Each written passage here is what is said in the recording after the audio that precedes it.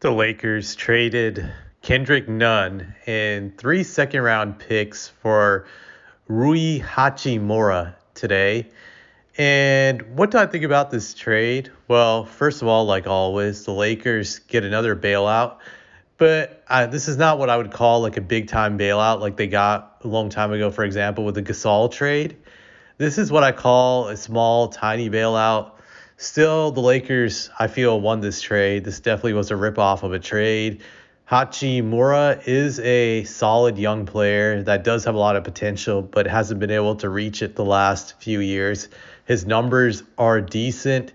The Lakers just gave up Kendrick Nunn, who's pretty much looks like he's washed up right now. He doesn't look good at all. Just this season, he's only averaging 6.7 points on 40% overall from the field. So it's just, to me, this year he's been really a bum. So they didn't give up anything. 3 second-round picks is not a big deal because usually second-round picks in this league don't amount to anything.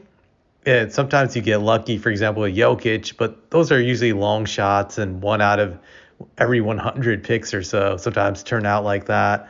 So I feel like this trade was definitely a win for the Lakers. However, I think it may not be enough to get them to the playoffs.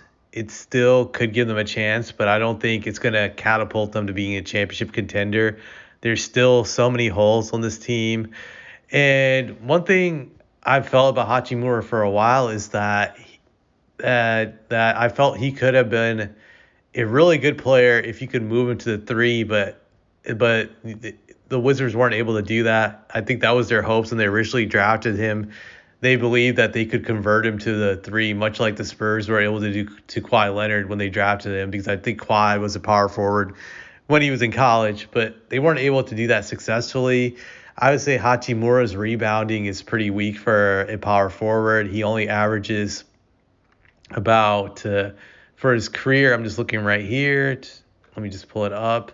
He only averages, just give me a second, 5.1 rebounds per game. That's pretty low for a power forward, even in this era. 7 or 8 rebounds would be more acceptable, but this guy has a long wingspan. He has gigantic hands. He has potential to be a really good defensive player if he can accept playing that role. I'm not sure if he can ever be a great offensive player. Just that's something he has to work on. And his jump shot is not really good. It's average at best, I would say. So he does provide some intangibles for the Lakers. He's definitely much better than what they have right now when it comes to their power forward positions outside of AD. He could be a solid backup, or you could pair him with AD on the floor. You can move LeBron to the three. So this is a really good trade for the Lakers. It's kind of like a low risk, high rewards scenario. They didn't have to give up a draft pick for him, which is a damn shame because, again, he's still a solid player. You shouldn't be able to get him for that type of deal.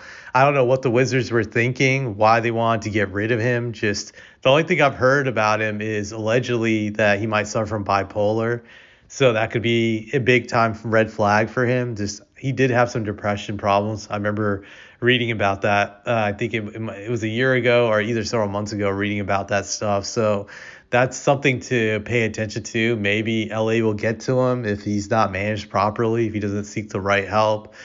But this was a win-win trade for the Lakers. It could be the reason why they're able to sneak into the playoffs. He could give them that added piece. But going forward, he's not going to make the difference in them winning a championship. They still need a lot more depth and just a lot more players to plug in these holes that they have. And he's not going to do that for them overall. So at best, he can get them to the playoffs. That's all I have to say about this.